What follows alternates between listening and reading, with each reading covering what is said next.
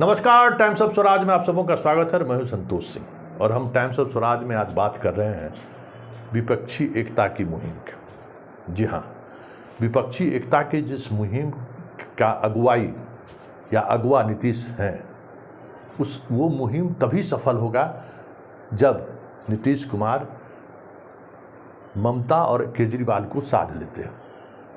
तेजस्वी लगभग लाइन पे हैं और अखिलेश की मजबूरी है इस गठबंधन के साथ खड़े रहना।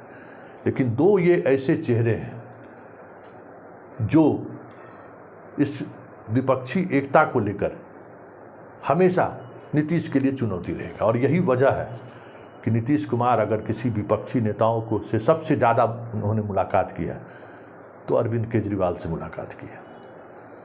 और दूसरा ममता बनर्जी, तो ममता बनर्जी घिरी हुई है और ममता बनर्जी की जो राजनीति है वो राजनीति कांग्रेस को सूट करती है।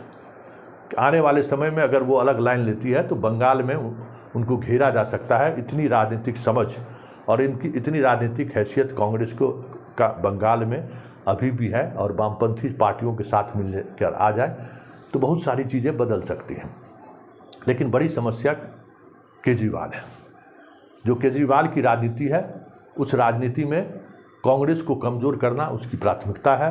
और ऐसे राज्यों में चुनाव लड़ना जहां तत्काल कांग्रेस को नुकसान हो और बीजेपी को लाभ मिले। और कई राज्यों में ये स्थिति देखने को भी मिली है। ये अलग बात है कि पंजाब में उन्होंने जीत हासिल की, लेकिन हिमाचल और कर्नाटक में उनकी कोशिश के बावजूद भी वो चीज़ें सामने नहीं आई। लेकिन गुजरात में, गोवा में उसका लाभ बीजेपी को ज़रूर मिला है। तो ये सबसे बड़ी समस्या इस गठबंधन को लेकर है कि गठबंधन में जो चीज़ें सामने आ रही हैं, जिस तरीके की चुनौती है, वो उसमें एक बड़ी चुनौती अरविंद केजरीवाल भी है। लेकिन अरविंद केजरीवाल को लेकर जो चीज़ें चल रही हैं, मनीष सिसोदिया जेल में हैं, उनके एक और मंत्री जैन साहब जेल में हैं, सरकारी गवाह जिस तरीके से बनाए जा रही है, निशाने पर केजरीवाल हैं, वो भी कभी उठ सकते हैं। तो ये सारी चीज़ें चल रही हैं। लेकिन इन सब चीज़ों के बीच फिर अध्यादेश का भी मसला आया। इसके बावजूद भी केजरीवाल बीजेपी के उन रिश्तों से कितना बाहर निकले हैं ये अभी तक स्पष्ट नहीं हो पाया है। क्योंकि ये टीम बी बीजेपी की तरह ये काम करते हैं। ये आइडियोलॉजिकली भी और राजनीतिक में भी साफ ये दिखता है कि जिस तरीके से ओवैसी है उसी तरीके से केजरीवाल भी है। तो नीतीश के सामने सबसे बड़ी चुनौती केजरीवाल है। इस बात को लेकर अब नीतीश कितने दूर तक केजरीवाल को सहमत कर पाते हैं, ये उनके पास सामने चुनौती होगी। दूसरी चुनौती है कि अखिलेश हो, ममता हो और केजरीवाल हो, बार बार ये कहते हैं कि जहां कांग्रेस मजबूत है वहाँ कांग्रेस चुनाव लड़े, जहाँ क्षेत्रीय दल मजबूत है वहाँ क्षेत्रीय दल चुनाव लड़े। हालांकि नीतीश कुमार इस विषय पर स्पष्टता के साथ बोलने से परहेज करते रहे, लेकिन ये तमाम इन नेताओं का बयान आता रहा है। साथ ही ये भी फार्मूला सामने आया कि भाई 2019 के लोकसभा चुनाव में जहाँ जिनके सांसद हैं उन क्षेत्रों को छोड़ दें, सेकंड पोजीशन पर जो जहां रहा है उन सीटों पर वो चुनाव लड़े। मतलब कांग्रेस को अगर की बात करें तो वो 261 से 267 सीट के बीच वो चुनाव लड़े। मतलब 300 सीटों पर ये जो क्षेत्रीय दल है वो चुनाव लड़ना चाहते हैं। ये भी एक बड़ा कंट्राडिक्शन है। और इस कंट्राडिक्शन को लेकर नीतीश कुमार के सामने बड़ी चुनौती है, क्योंकि कांग्रेस का मानना ये है, और अगर इस देश के राजनीतिक मिजाज को अगर आप देखिए तो 1998 के बाद विधानसभा चुनाव और लोकसभा चुनाव को लेकर चीज़ें बदलने लगी हैं। जो जनता विधानसभा में किसी क्षेत्रीय दल को वोट की है तो राष्ट्रीय फलक पर वो राष्ट्रीय दल के साथ रहा है, या फिर राष्ट्रीय दल के साथ जो गठबंधन मजबूती के साथ खड़ा रहा है उसके साथ वो खड़ा रहा। 98 में देखिए यहाँ जनता दल यू लालू यादव की उस अवैध दुर्ग को ध्वस्त कर दिया था। चुनाव वाजपेयी जी के साथ वो चुनाव गठबंधन हुआ। वही वोटर, वही अति पिछड़ा दलित पिछड़ा वर्ग के लोग उनको खुलकर वोट किए। तो ये चीज़ें बदली हैं कि जो राज्य में जो वोटिंग पैटर्न रहा है वो सेंट्रल में पैटर्न बदला है। 2019 का लोकसभा चुनाव लीजिए, दिल्ली में आप उपहान पर था, याद करिए ना, सारी सीटें जीत ली थी, सब कुछ उसके हाथ में था, लेकिन लोकसभा में वो कहीं लड़ाई पर नहीं थी। लोकसभा में कांग्रेस को दिल्ली के लोगों ने चुना और कांग्रेस और भाजपा के बीच सीधी लड़ाई हो गई, वो कहीं नहीं थे। तो ये सारी चीज़ें ऐसी हैं जिन तथ्यों से कांग्रेस नीतीश को अवगत कराते रहे कि ये चीज़ें हैं, और इस आधार पर अगर हमें कहा जाएगा कि आप सिर्फ 261 या 67 सीटों पर चुनाव लड़िए, तो इसका मतलब क्या है? और इसी रणनीति का जवाब शरद पवार के माध्यम से कांग्रेस ने दिलवाई। उन्होंने तो कह दिया, पहला सवाल उन्होंने यही कहा कि कई ऐसे दल हैं जो बेवजह उम्मीदवार खड़ा कर विपक्ष के मुहिम को कमज़ोर कर रहे हैं, निशाने पर समझ सकते हैं कौन है। दूसरी बात उन्होंने कह दी कि राष्ट्रीय फलक पर जो सवाल हैं उन सवालों से क्षेत्रीय दल चुप्पी साधे रहते हैं। ऐसे में राष्ट्रीय मुद्दों पर जब चुनाव होगा तो कैसे उम्मीद करते हैं कि उनके नेतृत्व में चुनाव हो और लोग उनके साथ चले जाएं। और तीसरी बात, जो सबसे महत्वपूर्ण बात शरद पवार ने कही कि राष्ट्रीय फलक पर जिस तरीके की चीज़ें देखनी चाहिए थी वो चीज़ें नहीं दिख रही हैं, वो भी एक संकेत है। कई तरह की ऐसी चीज़ें हैं, देवगौड़ा का भी बयान कुछ इसी तरीके से आया था कि ये सारी विपक्षी मुहिम में जो लगे हुए लोग हैं वो कभी तो एनडीए के साथ परोक्ष रूप से या परोक्ष रूप से साथ रहे हैं, बीजेपी के साथ रहे, कैसे उन पर भरोसा किया जाए, आधार क्या है? तो ये सारे ऐसी कंट्राडिक्शन हैं जिन कंट्राडिक्शन से नीतीश को इस गठबंधन को आगे बढ़ाने के लिए निकालना पड़ेगा। और जब ये कंट्राडिक्शन जैसे जैसे कमेगा, विपक्षी एकता उतनी ही मजबूत होगी। इसलिए नीतीश के सामने ये सबसे बड़ी चुनौती है। और चुनौती ये है कि जो कंट्राडिक्शन है कांग्रेस और ममता के बीच, जो कंट्राडिक्शन कांग्रेस और केजरीवाल के बीच है, जो कंट्राडिक्शन कांग्रेस और अखिलेश के बीच है, जो कंट्राडिक्शन विपक्षी पार्टियों के बीच कॉमन मिनिमम प्रोग्राम को लेकर है, कई तरह के ऐसे कंट्राडिक्शन हैं।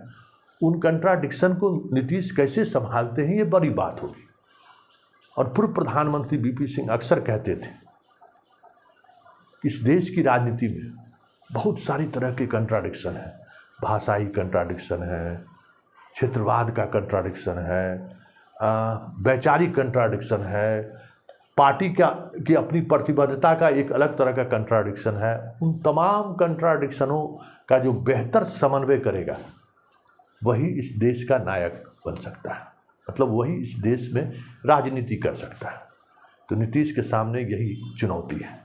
अब इस चुनौती को नीतीश किस तरीके से देखते हैं ये देखने वाली बात होगी, क्योंकि अगर इन कंट्राडिक्शनों को अगर वो समाप्त करने में कामयाब हुए या कंट्राडिक्शन को वो एक अलग तरीके से सॉल्व करने में कामयाब रहे, तो इतना तय मानिए कि इस देश के प्रधानमंत्री की कुर्सी पर 2024 में नीतीश होंगे, ये भी तय है। क्योंकि कांग्रेस के सामने यही समस्या है कि इस कंट्राडिक्शन को वो खुद समाधान नहीं निकाल सकता है, क्योंकि उन्हें समाधान निकालने के लिए जिस स्तर की राजनीति उन्हें करनी पड़ेगी उसमें उन्हें बड़ा नुकसान हो सकता है, क्योंकि उन्हें नुकसान हो सकता है। और कांग्रेस का मन मिजाज ये तय है कि सवाल प्रधानमंत्री का नहीं है कि प्रधानमंत्री कौन बनेगा, सवाल ये है कि इन कंट्राडिक्शनों को जो समाप्त करने में पहल कर रहा है और वो कामयाब होता है तो वही इस पूरे अभियान का प्रमुख होगा।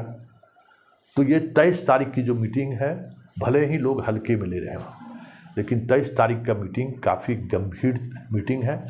और इस मीटिंग के सहारे जिन कंट्राडिक्शनों की हमने चर्चा की है, उस कंट्राडिक्शन का समाधान करने में नीतीश अगर कामयाब रहे तो खेला होगा, और इतना बड़ा खेला होगा जिसकी आप उम्मीद नहीं करते, जिसके बारे में यहाँ के लोग सोच नहीं सकते हैं या सोच नहीं रहे हैं।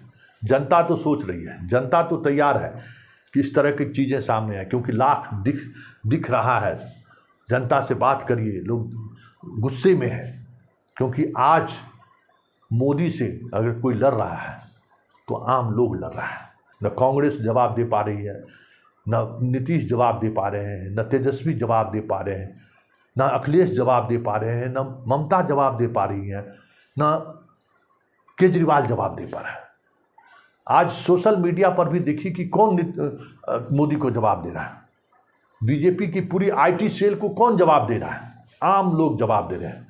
आज आईटी सेल कुछ फैलाने की कोशिश करता है, किसी दिन किसी नैरेटिव को चलाने की कोशिश करता है, चंद मिनट में इतने सारे पोस्ट उस आईटी सेल के विचारों को, झूठ को उजागर करने के लिए सामने आ जाता है कि शाम ढलते ढलते आईटी सेल को मैदान छोड़कर भागना पड़ता है। आज मोदी के विचारों को सुनने के लिए लोग तैयार नहीं है, वो आम लोग हैं। आम लोग के अंदर ये चीज़ें साफ दिख रही है कि मोदी के अर्थनीति हो, मोदी का जो राजनीति हो, उससे लोग संतुष्ट नहीं हैं।